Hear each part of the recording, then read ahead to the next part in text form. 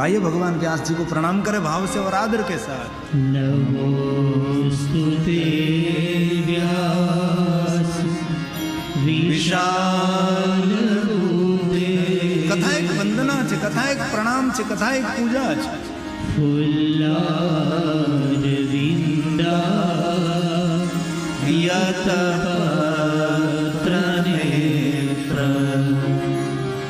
येन त्वया भारततेजपूर्णः प्रज्वालितो ज्ञानमयः प्रदीपः प्रज्वालितो ज्ञानमयः प्रदीपः। भगवान व्यास जी અમે તમને પ્રણામ કરીએ છીએ।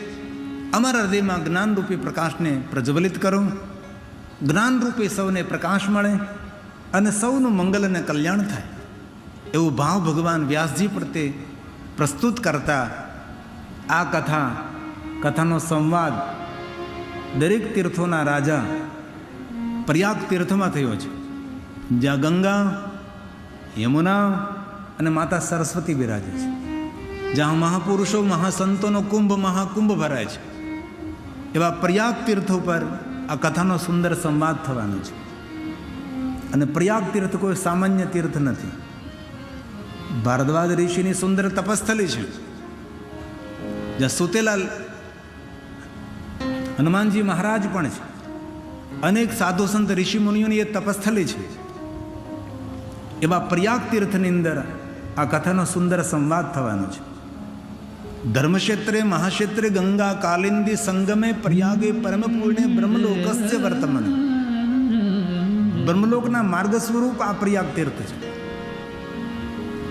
આપણે બધા તીર્થોની યાત્રા કરીએ, પ્રયાગ તીર્થની જો યાત્રા ન કરીએ તો દરેક તીર્થોની યાત્રા અધૂરી કહેવાય। એટલે દરેક તીર્થોની યાત્રાને પરિપૂર્ણ કરવી હોય તો ક્યારેક જીવનમાં એકાદી વાર પ્રયાગ તીર્થ જવું। પણ મહાકુંભમાં આ વખતે વિશ્વની અંદર જેનું નામ થયું એટલા ભાવિક ભક્તો પ્રયાગ તીર્થમાં ગયા અને સુંદર સ્નાન કર્યું।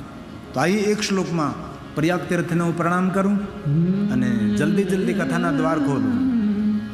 ધર્મક્ષેત્રે મહાક્ષેત્રે ગંગા કાલિંદી સંગમે પ્રયાગે પરમે પુણ્યે બ્રહ્મલોકસ્ય વર્તમાની બ્રહ્મલોકસ્ય વર્તમાની। બ્રહ્મલોકના માર્ગ સ્વરૂપ પ્રયાગ તીર્થમાં અસંખ્ય મોટી સંખ્યામાં ઋષિ મુનિઓએ દીર્ઘકાલ સુધી ચાલે એવું સુંદર યજ્ઞનું આયોજન કર્યું છે। યજ્ઞનારાયણનું દર્શન કરવા માટે પધારેલા ભગવાન મહર્ષિ વેદવ્યાસજીના કૃપાપાત્ર સૂત પુરાણજીનું આગમન થયું છે। આવ્યા હતા સૌ ઋષિઓને મળવા માટે, આવ્યા હતા યજ્ઞનું દર્શન કરવા માટે, પણ દરેક ઋષિઓ જાણતા હતા કે આ ભગવાન મહર્ષિ વેદવ્યાસજીના પરમ સદશિષ્ય છે, મહાદેવના પરમ ભક્ત છે અને શબ્દોના પૂજારી છે। દરેક કથાઓ સુંદર રીતે વર્ણવી શકે છે। તે દરેક મહાત્માઓએ નિર્ણય લઈ લીધો કે આપણે સૂત પુરાણજીને વિનંતી કરીએ કે આપણને ભગવાન મહાદેવની કથા સંભળાવે। અને સૂત પુરાણનું આગમન થતાં જ ખૂબ મોટું સ્વાગત કર્યું એમનું, ખૂબ મોટો આદર કર્યો। કોને જ્ઞાની પણ હતા, વિદ્વાન પણ હતા, તપસ્વી પણ હતા, વૈરાગી પણ હતા અને સંન્યાસી પણ હતા અને ભગવાન મહાદેવના પરમ ભક્ત હતા। સૌ તેનાથી સંપૂર્ણપણે પરિચિત હતા અને સૌ જાણતા હતા કે દરેક કથા કહેવામાં નિપુણ કોઈ જો વક્તા હોય તો સૂત પુરાણજી। તેથી આપણે સૌ તેમને વિનંતી કરીએ કે આપણે સૌને ભગવાન મહાદેવની કથા કહે। તેથી સુંદર મજાનું સ્વાગત કર્યું, સુંદર આસન ઉપર તેમને બિરાજમાન કર્યા અને દરેક મહાત્માઓએ વિનંતીપૂર્વક કહ્યું, જિજ્ઞાસાયુક્ત કહ્યું કે હે સૂત પુરાણજી, આપના શ્રીમુખી તમે સૌ ભગવાન મહાદેવની કથા સાંભળવા માટે ઉત્સુક છીએ. આપને ભગવાન મહાદેવની કથા સંભળાવો.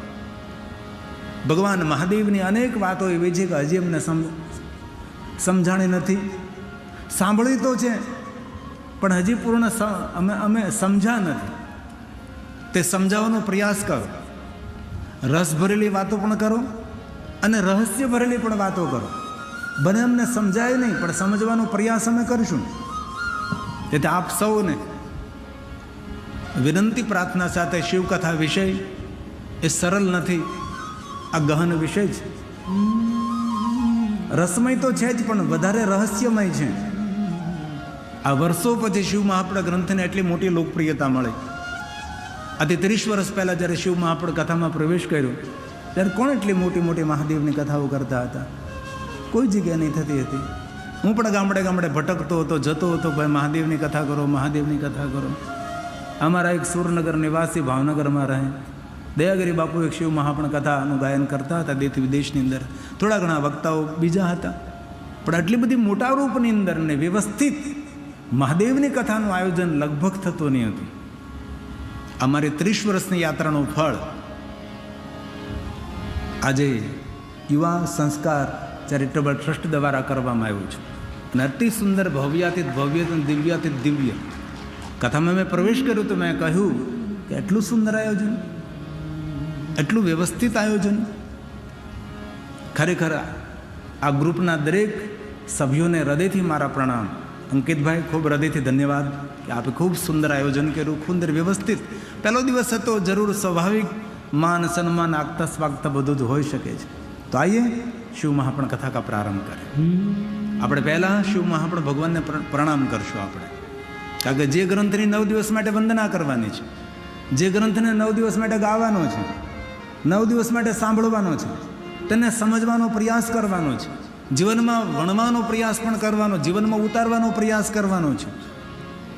તો પહેલી વંદના આ ગ્રંથની કરીએ આપણે. ત્યાર પછી ભગવાન મહાદેવને પ્રણામ, આદિશક્તિ ભવાનીને પ્રણામ, ત્યાર પછી ગણેશજીની વંદના.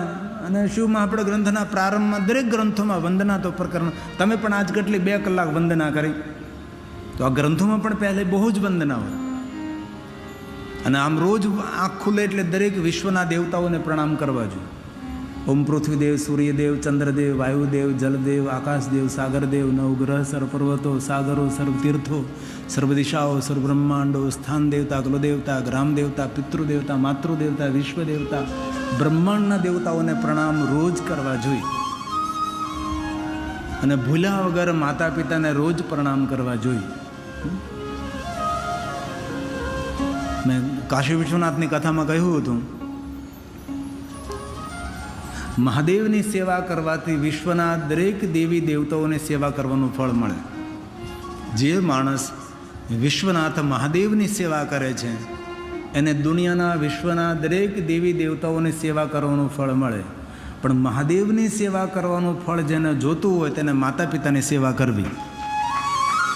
મા બાપની સેવા કરે છે અને વિશ્વના દરેક દેવી દેવતાઓની સેવા, મહાદેવની સ્વયંની સેવા કરવાનું ફળ મળે છે. અને પહેલું કર્તવ્ય છે, પહેલો ધર્મ છે.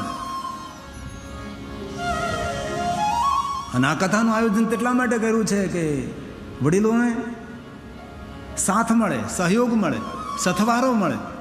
એના માટે યુવા મંડળે ભેગા થઈ અને ભગવાન મહાદેવની કથાનું આયોજન કર્યું છે. તો વધારે સમય નહીં લેતા એક શ્લોકમાં શિવ મહાપણ ભગવાનને પ્રણામ કરીએ આપણે. અને પછી લાંબો સમય નહીં લઉં, જલ્દી 6 વાગે આપણે આરતી કરી લઈશું. અને કાલે સમયસર 3 વાગે આપણે આટલી સુંદર મહાદેવની કથાનો પ્રારંભ કરશું. એક એક ચરિત્ર, એક એક વાત તમારા હૃદય સુધી પહોંચાડવાનો પ્રયાસ કરીશું. અને જાજે ભાગે આપ સૌ કથાથી પરિચિત છો એટલે વિશેષ તો મારે તમને કંઈ કહેવાનું હોય તો જ. પહેલે દિવસે એટલી મોટી સંખ્યામાં આપ સૌની ઉપસ્થિતિ હોય અને ખૂબ મોટી સંખ્યામાં ઉપસ્થિત રહ્યા છો. તો પહેલો વિભાગ થોડોક વીઆઈપી ને વીવીઆઈપી હોય એટલે એ બધું ખાલી રહે. અને મારા માટે વીઆઈપી વીવીઆઈપી મારો શ્રોતા જે કથા સાંભળે છે મારા માટે અતિ વીવીઆઈપી, એનાથી મોટો કોઈ વીઆઈપી નહીં. એટલે મોટી સંખ્યામાં તમે આવ્યા છો, ભલે પાછળ બેઠા છો પણ અમારા હૃદયમાં તમારું આગળ સ્થાન છે. એટલે આપ સૌ श्रोताओं ने हृदय मारा प्रणाम साथ आइए भाव से आदर के साथ शिव में अपने भगवान को प्रणाम करें. વંદે શિવ પુરાણમ. આપણે સૌ ભેગા મળીને ભગવાન મહાદેવના વાંગમે સ્વરૂપ શિવપુરાણને પગે લાગીએ છીએ. આપણા ઘરમાં જો શિવ મહાપણા ગ્રંથો હોય તો રોજ તેને પગે લાગો, એમને પ્રણામ કરો. કારણ કે શિવકથા યસ્ય શ્રવણ માત્રને પાપયા નપી મુક્તિ ભગ. ધન્ય શિવ મહાપ્રસ કથા પરમ પાવની. આ જગતને પાવન કરનારી ભગવાનની કથા છે. મનુષ્ય માત્રનું કલ્યાણ કરનારી ભગવાનની કથા છે. અને શિવ મહાપણા ગ્રંથમાં કહ્યું, જે માણસ જીવનમાં એકવાર મહાદેવની કથાનું શ્રવણ કરે છે તે મનુષ્ય પ્રણમ્ય છે, એ વંદન કરવાને યોગ્ય છે. પરમધામ પરમ પદમ, એ પરમધામનો અધિકારી બને છે. તેથી 9 દિવસમાં સંપૂર્ણ પૂર્ણ શિવ મહાપુરાણ કથાનું ગાયન કરવું એ સંભવ નથી. પરંતુ કથા સારમ પુરાણાનામ વિશેષતઃ, કથાનો સાર કહેવાનો પ્રયાસ કરીશ. પુરાણમાં કહ્યું છે, વિશેષ કરીને પુરાણમાં કહ્યું એ જ કહેવાનો પ્રયાસ કરીશ. ધન્ય ધન્ય કથા શંભો, ભગવાનની કથા ધન્ય છે. સ્તવમ ધન્યો, કથા કહેનાર પણ ધન્ય છે અને કથા સાંભળનાર પણ ધન્ય છે. શ્રવણ માત્રને શિવલોકમ વ્રજે નર, કથાના શબ્દો કાનમાં પડવા માત્રથી ભગવાન મહાદેવના લોકનો અધિકારી મનુષ્ય બને છે. એટલો ઉજ્જવળ મહિમા ભગવાન મહાદેવની કથાનો છે. પછી તો એટલું મહાત્મા ગાયું છે, અશ્વમેઘ સહસ્ત્રાણી વાજપે શતાની છે. મોટા મોટા યજ્ઞો કરવાનું જે ફળ મળે છે એ ફળ ભગવાન મહાદેવની કથાનું શ્રવણ કરવા માત્રથી પ્રાપ્ત થાય. દુનિયાના બધા જ તીર્થોની યાત્રા કરવાનું જે ફળ મળે એ મહાદેવની કથા સાંભળવા માત્રથી પ્રાપ્ત થાય.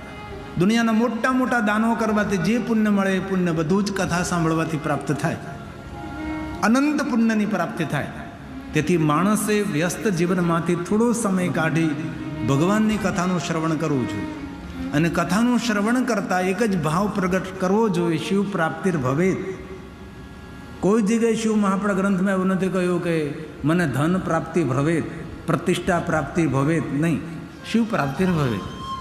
બસ મને ભગવાન મહાદેવ કઈ રીતે મળે, ભગવાન શિવ સુધી હું કઈ રીતે પહોંચું, આ જીવ શિવ સાથે કઈ રીતે જોડાય, જીવના લક્ષણો શિવના લક્ષણો શું છે, એ બધું જ જાણવું હોય તો શ્રવણ પ્રીતિ હિ લાલચા. ભગવાન મહાદેવની કથા સાંભળવામાં આપણો પ્રેમ હોવો જોઈએ. કથા સાંભળવાને આપણા લાલચા હોવી જોઈએ. માણસોને લાલચા જુદી જુદી હોય. કોઈને પ્રતિષ્ઠાને લાલચા હોય, કોઈને ધન સંપત્તિને લાલચા હોય, કોઈ પરિવારને લાલચો વ્યક્તિ હોય છે. પણ જીવનને શ્રેષ્ઠ બનાવવું હોય તો સૂત પુરાણ જે કહે છે, શ્રવણ પ્રીતિ હિ લાલચા. ભગવાન મહાદેવની કથા સાંભળવામાં જ પ્રીતિ રાખે. કથા સાંભળનારો પણ જાગૃત હોવો જોઈએ ને કથા કહેનાર. સર્વ સિદ્ધાંત નિષ્પન્નમ, સિદ્ધાંત સાથે આધાર સાથે ભગવાન મહાદેવની કથાને વ્યક્ત કરવી જોઈએ. તો એ કથા મનુષ્ય માત્રનું મંગલ કરનારી, કલ્યાણ કરનારી, તત્પુણ્યમ લભતે શંભુ કથા શ્રવણ માત્રતઃ, મોટા મોટા પુણ્યોને આપનારી આ ભગવાન મહાદેવની કથા છે. અંતે તો ભગવાને એમ કહ્યું કે ફલમ વક્તો ન શક્નોમી. જે ભગવાન મહાદેવની કથા સાંભળે છે અને કથા સાંભળવાનું જે ફળ મળે છે એ ફળનું વર્ણન કરવા માટે કોઈ પાસે શબ્દો નથી. ફલમ વક્તું, તે ફળનું કોઈ વક્તવ્ય ના આપી શકે. આવું અનંત ફલ આપનારી ભગવાનની કથા છે. પણ કથા સાંભળવાથી ફળ મળે કે ન મળે એ વાત બીજા નંબર ઉપર છે. પણ જે હૃદયથી, આદરથી, ભાવથી ને ભક્તિથી જે કથાનું શ્રવણ કરે છે અને કથા સાંભળવાનું ફળ મળે જ, પણ તેનું જીવન નિષ્ફળ ન જાય, એ પાકી વાત છે. જો કથાની એક એક વાતને જીવનમાં ઉતારે, સમજે, સ્વીકારે. કથા એક આધ્યાત્મિક મોટિવેશન પણ છે. પરમાત્મા તરફ જાગૃત કરવા માટેનો સંપૂર્ણ પ્રયાસ એ ભગવાનની કથા હોય. તમે આધ્યાત્મિક તો છો જ, પણ કઈ રીતે આપણે આધ્યાત્મિક વધારે બની શકીએ. આપણે ભગવાનના ભક્ત તો છીએ જ, પણ આપણી ભક્તિ કઈ રીતે દ્રઢ બને, આપણી ભક્તિ નિસ્વાર્થ કઈ રીતે બને, બિનશરતી શરણાગતિ કઈ રીતે ભગવાનની સ્વીકારી, જીવનમાં શું કરવું જોઈએ, શું ન કરવું જોઈએ, જીવનની સાર્થકતા, જીવનની ગરિમા શું છે, જીવનની વાસ્તવિકતા કઈ છે, અને જીવનની અંદર મોટામાં મોટી પ્રેરણા આપનારા કોઈ દેવ હોય તો મહાદેવ છે. હમણાં 2 દિવસ પછી મારે એક પુસ્તકનું વિમોચન અહીંથી કરવાનું છે. મહાદેવ આપણા રોલ મોડલ એવું પુસ્તક મારે વડોદરાના એક લેખકે લખ્યું છે. પ્રેરણા કોઈ પાસે લેવી હોય તો ભગવાન મહાદેવ પાસે. સર્વગુણ સંપન્ન દેવ છે. દૂર દૂર તમે જુઓ તો પણ ભગવાન શિવમાં એક પણ દુર્ગુણ આપણને જોવા ન મળે. એ તો લોકોએ ખોટા પ્રવચનો કરીને ભગવાન મહાદેવ માટે સમાજની અંદર ગેરસમજ ઊભી કરી હતી, અને એ ગેરસમજ ઊભી કરતા કેટલા વર્ષો નીકળી ગયા. ભગવાન શિવજીની એવી રીતે સમાજની અંદર પ્રદર્શિત કર્યા કે લોકો શિવથી દૂર જવા લાગ્યા હતા. શિવાલયમાં કોઈ નહીં આવતા હતા. શિવાલયો સુમસામ થયા હતા. ફરી પાછા ભગવાન મહાદેવની કથાનું ગાયન કરતા કરતા આજે અગણિત સંખ્યામાં ભગવાન મહાદેવના ભક્તો શિવાલયોમાં જવા લાગ્યા. શિવાલયો ધમધમતા થયા છે. આ કથાનું જે કોઈ શ્રવણ કરે છે એમનું, એમના પરિવારનું સર્વ રીતે મંગલ થશે એવું શિવ મહાપણા ગ્રંથ આપણને કહે છે. તો આઈએ એક શ્લોકમાં શિવ મહાપણ ભગવાનને પગે લાગી અને આજની કથાને આપણે વિરામ આપશું. વંદે શિવ પુરાણમ સર્વદા પ્રસન્ન બુદ્ધિથી પ્રણામ કરું છું. પ્રણામ કરવા ખાતર પ્રણામ નથી કરતો. અને પ્રસન્ન રહેવું એ બુદ્ધિનો વિષય છે. ખોટું ખોટું માણસ દાંત કાઢી શકે છે પણ ખોટી રીતે પ્રસન્ન રહી શકે. તેની નારાજગી તેના ચહેરા ઉપર દેખાય આવે. પ્રસન્નતા આપોઆપ દેખાય આવે છે. તેથી પ્રસન્ન બુદ્ધિથી પ્રણામ કરું છું. પ્રસન્નતાપૂર્વક વંદન કરું છું. આપણા વાંગમય સ્વરૂપને પ્રણામ કરવા ખાતર પ્રણામ નથી કરતો. પ્રસન્ન બુદ્ધિથી, પ્રસન્નતાપૂર્વક સંસારની બધી જ આદિ વ્યાધિ ઉપાધિઓને એક બાજુ છોડીને સંપૂર્ણ તમને સમર્પિત થઈ અને એ મહાદેવજી આપના વાંગમય સ્વરૂપ શિવ મહાપ્રભુ ભગવાનને પગે લાગુ છું. અને સદૈવ પ્રસન્ન રહેવું એ પરમાત્માની શ્રેષ્ઠ ઉપાસના છે. પણ ભાગ્યે જ કોઈ કરોડોમાંથી નહીં, અગણિત માણસોમાંથી ભાગ્યે જ કોઈ માણસ એવો હોય કે સદૈવ પ્રસન્ન રહી શકે. તેથી મહાદેવની શ્રેષ્ઠ કોઈ ઉપાસના હોય તો પ્રસન્નતા છે. અને શિવજી હંમેશા પ્રસન્ન રહે છે. શિવજીના જીવનમાં એક પણ કથા એવી નથી કે ભગવાન શિવજી કોઈ જગ્યાએ નારાજ થયા. ભલે વક્તાઓ કહેતા શિવજી નારાજ થયા, મહાદેવ કોઈ દી નારાજ થાય જ નહીં. શિવજી હંમેશા પ્રસન્ન હોય છે અને શાંત સ્વરૂપ હોય છે. ભગવાન મહાદેવના ચરિત્રમાં કોઈ જગ્યાએ અશાંતિ નથી. ભગવાન મહાદેવના ચરિત્રમાં કોઈ જગ્યાએ ઉછળકૂદ નથી. મહાદેવના ચરિત્રમાં કોઈ જગ્યાએ મહાદેવનો ઉપદ્રવ નથી. જેની ભ્રુકુટી માત્રથી જગતનું સર્જન કરનારો દેવ, વિશ્વનું સંચાલનને સર્જન કરનારો, રક્ષા કરનારો દેવ, પણ કેટલી નમ્રતા, કેટલી વિનમ્રતા, કેટલો શાંત દેવ, ધ્યાનસ્થ રહેનારો દેવ, અને કેટલી ઉદારતા. વિશ્વના કોઈ દેવમાં જે ઉદારતા ન હોય એ ઉદારતા ભગવાન મહાદેવમાં છે. ભગવાન શિવમાં જે ગુણો છે ને એવા ગુણો કોઈ દુનિયાના માણસોમાં તો ન જ હોઈ શકે, પણ કોઈ દેવતાઓમાં પણ નથી. ક્યારેક વિચાર કરવો જોઈએ કે આ દેવોનો દેવ મહાદેવ કેમ? નથી ધન, નથી સંપત્તિ, નથી વૈભવ, નથી પિતાંબર, શ્વેતાંબર, લીલાંબર, સોના ચાંદી હીરા મોતીનો કોઈ પણ આભૂષણો નથી પહેર્યા, તો પણ શિવ કેમ શ્રેષ્ઠ? શિવ સંપત્તિથી શ્રેષ્ઠ નથી, શિવ તેના સદગુણોથી શ્રેષ્ઠ છે. આપણી ઓળખાણ આપણી સંપત્તિથી નહીં, આપણી ઓળખાણ આપણા સદગુણોથી થવી જોઈએ. એ ભગવાન શિવ છે. એવા સદૈવ પ્રસન્ન રહેનારા મહાદેવ અને પ્રસન્ન બુદ્ધિથી આપના વાંગમય સ્વરૂપ શિવ મહાપ્રભુ ભગવાનને પ્રણામ કરું છું. જ્યાં બેઠા ત્યાંથી, જ્યાં ઊભા ત્યાંથી. અને શિવ મહાપ્રભુ ગ્રંથનું વચન છે, નમસ્કુર્યાદ દૂરતઃ સર્વદેવાર્ચનમ ફલમ છે. દૂરથી પણ કોઈ શિવ મહાપ્રભુ ભગવાનને પગે લાગે છે એને વિશ્વના દરેક દેવી દેવતાઓનું પૂજન અને અર્ચન કરવાનું ફળ મળે. દૂરથી, અહીંયા સ્પર્શ કરવાની જરૂરી નથી, નજદીક આવવાની જરૂર નથી. નમસ્કુર્યાદ દૂરતઃ, તમે જ્યાં બેઠા છો, જ્યાં તમારી ઉપસ્થિતિ છે ત્યાંથી શિવ મહાપ્રભુ ભગવાનને પ્રણામ કરો. સર્વદેવાર્ચનમ ફલમ છે. વિશ્વના દરેક દેવી દેવતાઓને પૂજા અર્ચન કરવાનો ફલ આ શિવ મહાત્મા ભગવાનને પ્રણામ કરવા માત્રથી પ્રાપ્ત થાય છે. અને જો કોઈ ભક્તિ સાથે શિવ મહાપણા ગ્રંથનું અર્ચન કરે છે, દિને દિને અશ્વમેધસ્ય, તેને રોજ અશ્વમેધ યજ્ઞ કરવાનું પુણ્ય પ્રાપ્ત થાય. અને આપણા ઘરમાં જો શિવ મહાપણા ગ્રંથ હોય તો શ્લોકમ શ્લોકાર્થ સપાપાન મુચ્યતે ક્ષણાર્થ, આધા શ્લોકનો પણ શિવ મહાપણા ગ્રંથનો પાઠ કરો. જ્યારે કોઈ ધર્મગ્રંથનું પારણ કરીએ ને આપણે, ત્યારે વિશ્વના દરેક ઋષિમુનિઓ અને વિશ્વના દરેક દેવતાઓના ખૂબ આશીર્વાદ મળે છે. ઘરમાં કોઈ ધર્મગ્રંથનું પારણ કરવું તેને ઋષિ યજ્ઞ પણ કહેવાય છે. અનેક પ્રકારના યજ્ઞોમાં એક યજ્ઞ છે ઋષિ યજ્ઞ. કોઈ પણ ધર્મગ્રંથનું રોજ પારણ કરો. એવું નથી કહેતો શિવ મહાપણા ગ્રંથનું જ, આપનો જે પ્રિય ધર્મગ્રંથ હોય તેનું રોજ પારાયણ, થોડુંક પારણ તો થવું જ જોઈએ. બડે વધારે નહીં, 1-2 શ્લોક 5 શ્લોક, એમ ન થાય તો શ્લોકમ શ્લોકાર્થ અડધા શ્લોકનો પણ પાઠ કરો. અને જે કોઈ મનુષ્ય એકવાર શિવ મહાપણા ગ્રંથનો પારણ કરે સ જીવન મુક્ત ઉચ્ચતે, એ મનુષ્ય જીવિત હોય તો પણ તેને મુક્ત સમજવો. મુક્તિ માટે કોઈ સાધના ઉપાસના અનુષ્ઠાન એમથી થઈ શકે ન થઈ શકે કોઈ સવાલ નથી. એક જ વાર શિવ મહાપણા ગ્રંથનું પારણ કરે, પ્રથમ પંક્તિથી લઈ અંતિમ પંક્તિ સુધી સજીવન મુક્ત ઉચ્ચતે, એના માટે કોઈ બંધન નથી. એ મુક્ત જીવાત્મા છે. અને આગળ તો એમ કહ્યું અહર્નિશમ, દિવસ અને રાત્રિ જે શિવ મહાપણા ગ્રંથોનું પારણ કરે છે, દિવસ અને રાત્રિ જે શિવ મહાપણાનું ગીત ગાય છે, દેવા ઇન્દ્ર પુરોગમા, દેવ સમૂહ સાથે ઇન્દ્ર ઉપસ્થિત રહે એમની સેવામાં. પણ કોના માટે? જે દિવસ અને રાત્રે શિવ મહાપણા ગ્રંથનું ગાયન કરે છે. ઇન્દ્ર એકલા નહીં, દેવ સમૂહ સાથે ઇન્દ્ર ઉપસ્થિત રહે કે મને સેવા કરવાનો અવસર મળે. એ આ ગ્રંથનો મહિમા છે. અને 9 દિવસ માટે આપણે ભેગા મળીને ભગવાન મહાદેવના ગ્રંથને સંપૂર્ણપણે સમજવાનો પ્રયાસ કરશું. સમજી તો નહીં શકીએ, પણ પ્રયાસ જરૂરી છે આપણો.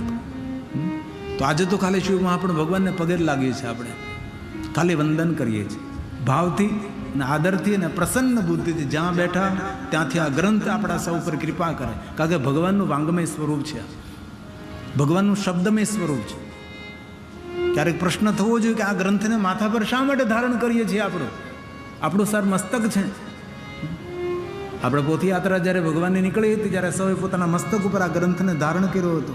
એનો અર્થ એ થાય આ ગ્રંથોમાં જે કાંઈ કહ્યું છે એ બધા જ વિચારો અમે અમારા મસ્તકમાં ધારણ કરશું, ધારણ કરવાનો પ્રયાસ કરશું. એટલા માટે આપણે માથા ઉપર લઈને આ ગ્રંથને ફરીએ છીએ. શિવ મહાપણા ગ્રંથમાં એ પણ કહ્યું છે કે જેના મસ્તક ઉપર શિવ મહાપણા ગ્રંથ બિરાજતો હોય એ મનુષ્યનું દર્શન કરવા માત્રથી સર્વ તીર્થયાત્રાનું ફળ પ્રાપ્ત થાય. તેથી જેમના ઘરેથી પોતીજી ભગવાનની યાત્રાનો પ્રારંભ થયો, જેમને પોતાના મસ્તક ઉપર ભગવાન શિવ મહાપણા ગ્રંથને ધારણ કર્યા, આ બધાનો મહિમા છે, આ બધાનું મહાત્મય છે. અને આપણા ઘરમાં જો ધર્મગ્રંથ હોય તો ક્યારેક ધર્મગ્રંથ લઈ અને મસ્તક ઉપર ધારણ કરો, માનસિક શાંતિની અનુભૂતિ થશે. આ ગ્રંથ એક મંત્ર છે, આ ગ્રંથ એક યંત્ર છે. આપણા જીવનમાં ઘણું બધું આપનારા ધર્મગ્રંથો છે. રોજ ધર્મગ્રંથોનો પાઠ કરવો જોઈએ, પારણ કરવું જોઈએ, થોડું વાંચન કરવું જોઈએ, સારા પુસ્તકોનો સંગ કરવો જોઈએ, સારા માણસોના સંગમાં રહેવું જોઈએ. પ્રસન્ન બુદ્ધિથી ભગવાન આપના વાંગમય સ્વરૂપ શિવ મહાપ્રભુ ભગવાનને હું પ્રણામ કરું છું, ખાલી વંદના કરું છું. વંદે શિવ પુરાણમ સર્વદા પ્રસન્નતિ શિવ પ્રસન્નાય દદ્યા સ્વ પદયો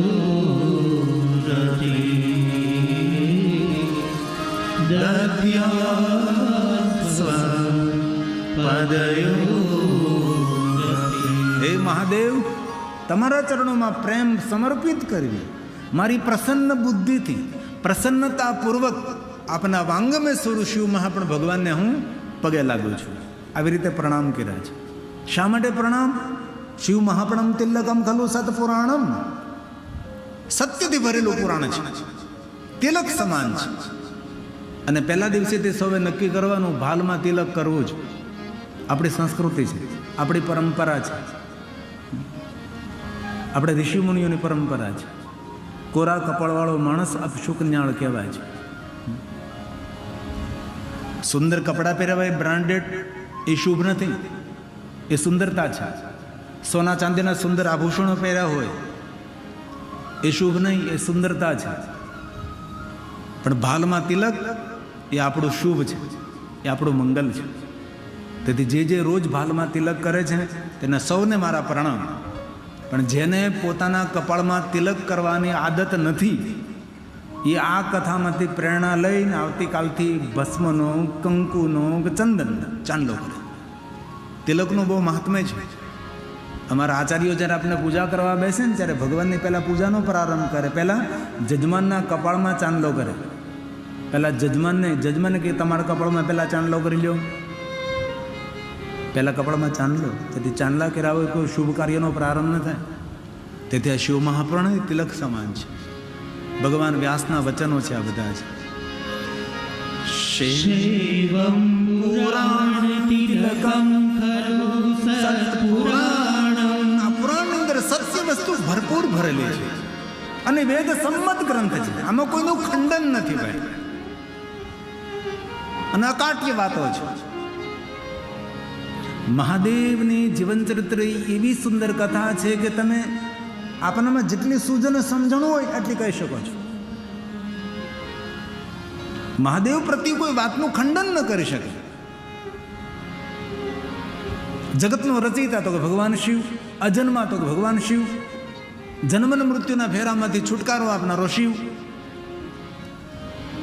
શિવની તુલના કરનાર વિશ્વમાં કોઈ દેવ નથી. વિશ્વના દરેક દેવતાઓ મહાદેવના ચરણોમાં બેસે છે, મહાદેવની સાધના કરે, મહાદેવની ઉપાસના કરે છે. વિશ્વના દરેક ઋષિમુનિઓ ભગવાન શિવજીના સાધક છે, મહાદેવના ઉપાસક છે. ભગવાન રામજી જીવન પર્યંત નિરંતર મહાદેવની ઉપાસના કરતા રહ્યા. દ્વારકાધીશ ભગવાન કૃષ્ણજી નિરંતર ભગવાન મહાદેવની ઉપાસના કરતા રહ્યા. બુરહાનપુર હું ગયો હતો મહાદેવની કથા ગાવા માટે. ભગવાન સ્વામિનારાયણનું બહુ પ્રાચીન મંદિર છે, ભગવાનના વાઘા પણ ત્યાં છે. ત્યારે ભગવાને ત્યાં મોટું રોકાણ કર્યું હતું તાપી મૈયાના તટે બુરહાનપુર. આમ તો સાચું નામ તેનું બ્રહ્મપુર હતું, પણ દેશ ગુલામીમાં જતાં બુરહાનપુર થયું. ગજ પથ્થર છે તાપી મૈયાના મધ્યે, ત્યાં બેસીને ભગવાને સુંદર ભોજન કર્યું હતું. ભગવાન સ્વામિનારાયણે અરજી મેં સ્વામીનું પૂછ્યું ભગવાને આ રોકાણા તો રોકાણા ભગવાને કર્યું હું રોકાય તો કે નીલકંઠ વર્ણિ તરીકે ભગવાન હતા, તેથી પોતાના કરકમલો દ્વારા ભગવાન મહાદેવની સ્થાપના કરી અને નીલકંઠ મહાદેવ તરીકે ભગવાનની પૂજા કરતા હતા. મૂળમાં શિવ છે.